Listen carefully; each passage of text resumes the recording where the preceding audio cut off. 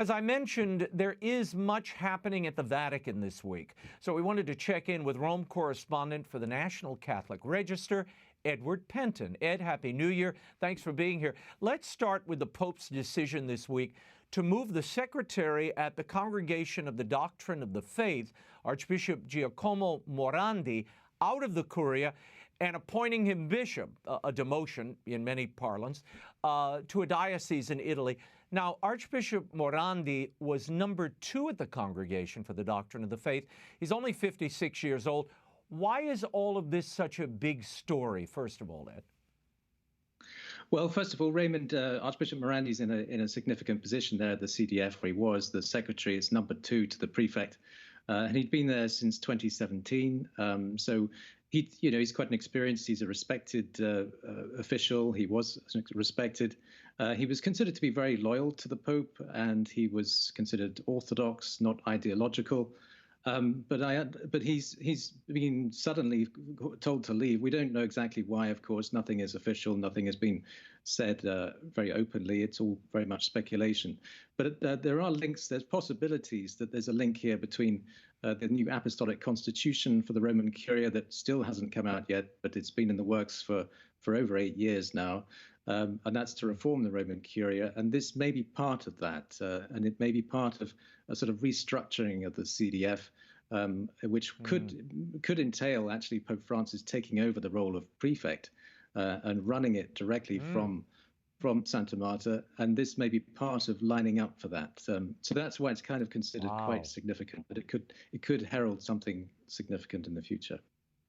Now, Morandi's reassignment, as you mentioned, it's not been officially explained. He was simply reassigned to this Italian diocese. He and the CDF prefect, Cardinal Adaria, signed a response last March aimed at the church in Germany, which ruled out same-sex union blessings. Now, the Pope also approved and signed that document, but it's received a lot of backlash in the media. Now, there's also been speculation that Morandi did not agree with Pope Francis's motu proprio, guardians of the tradition, limiting the traditional Latin Mass. Any credibility to these stories?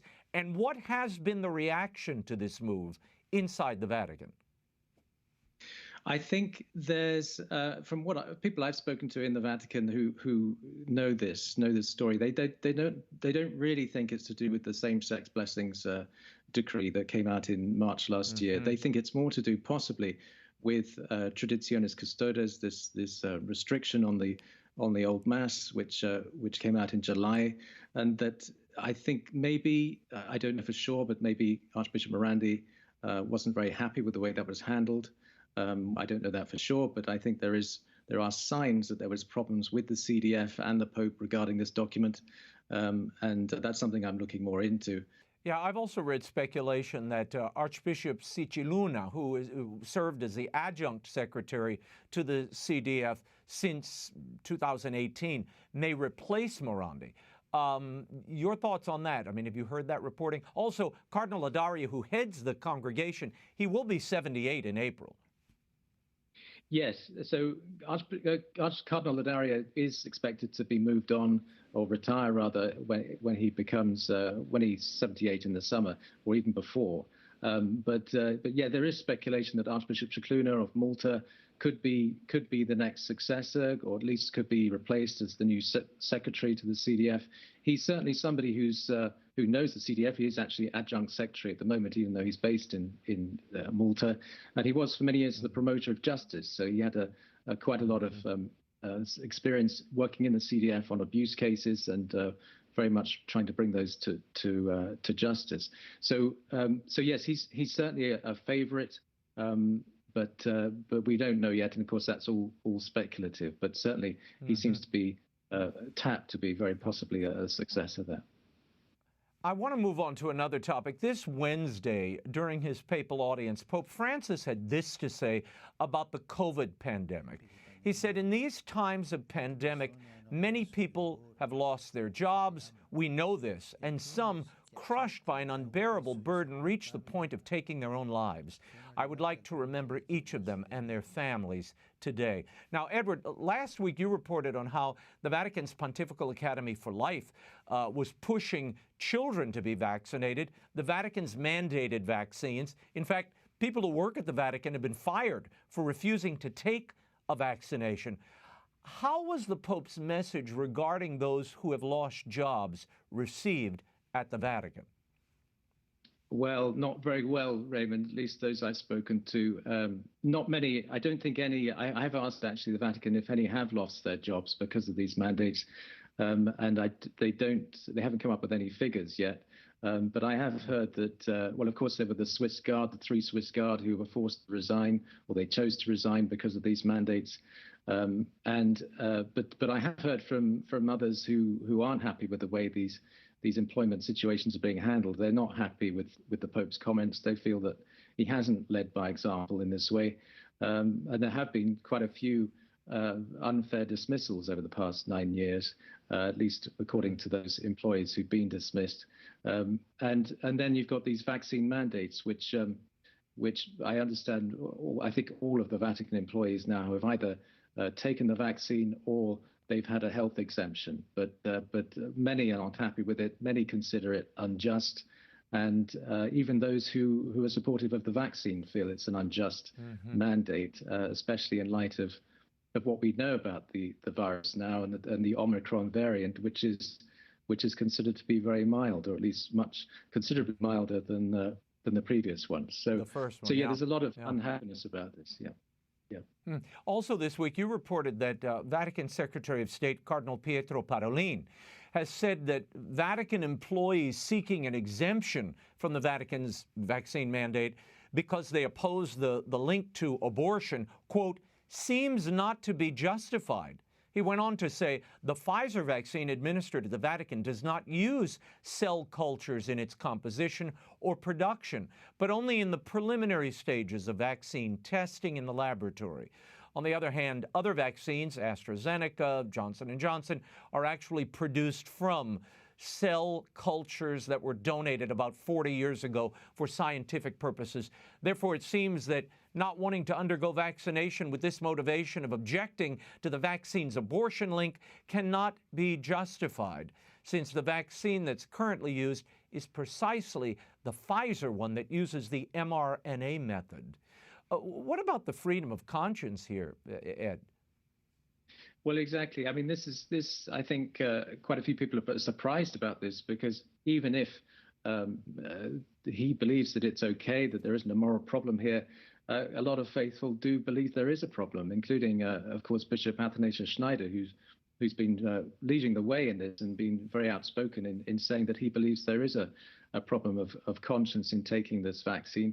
And Catholic teaching does teach that if you think it's a sin, if you think you're taking this is a sin, then you shouldn't take it, because to do so would be a sin in itself if you took it in against your conscience. So it's surprising. And also I spoke last October with Cardinal Willem Eijk, who's a qualified doctor, Willem Eijk of Holland, and he was, although he's very favorable to the vaccines, he was also supportive of conscientious objection, and saying that he believed that there should be tests. You should be allowed to at least take a test, and the test should be free.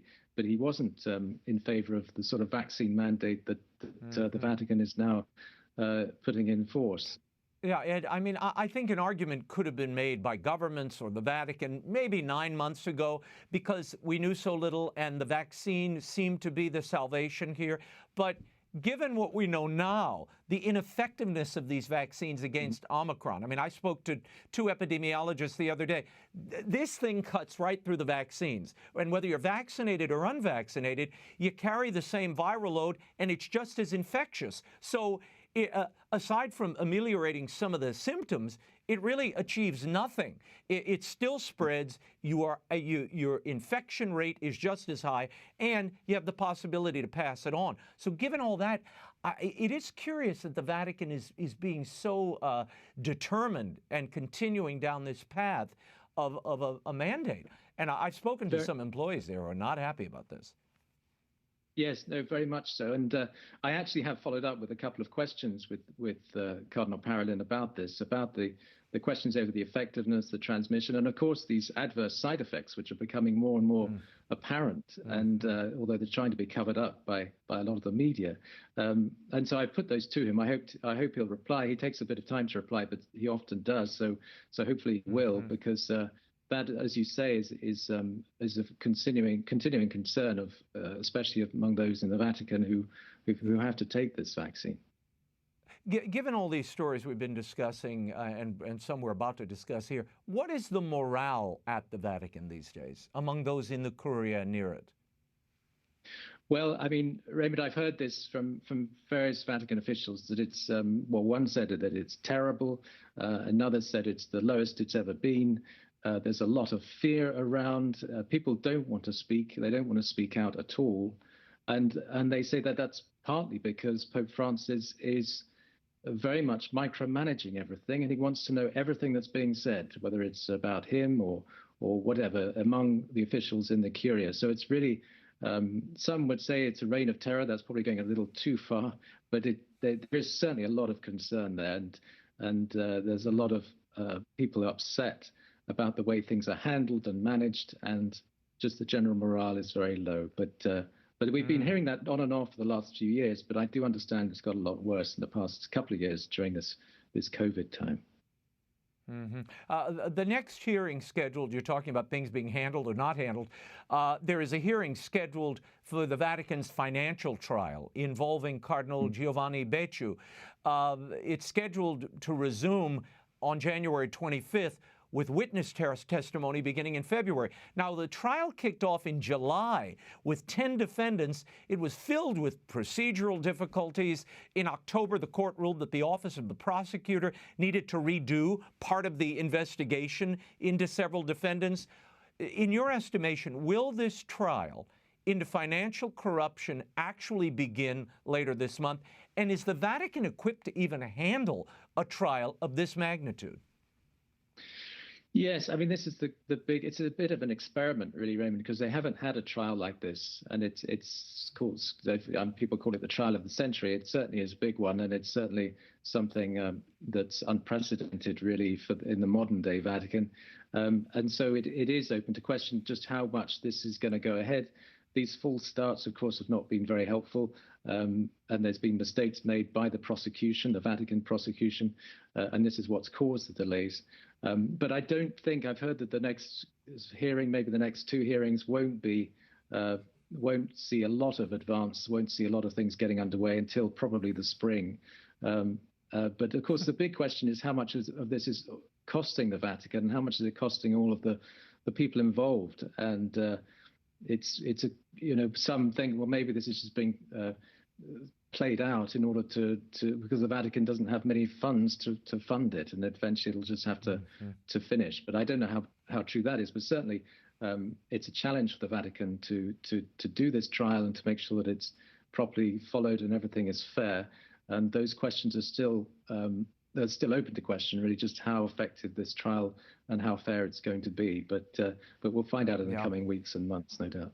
Yeah, well, the credibility of it is the thing that I keep, scratching my head over, because you've got papal interventions into the rules and the flow of the trial. When the goalposts are moving and the rules are shifting mid-game, it's kind of hard to play the game fairly. But we'll see where this ends up. Ed Pentin, thank you for being here. Ed Pentin's reporting at the National Catholic Register is at ncregister.com. And his most recent book, The Next Pope, The Leading Cardinal Candidates, is available now at bookstores everywhere, including EWTN's catalog. Thank you, Ed.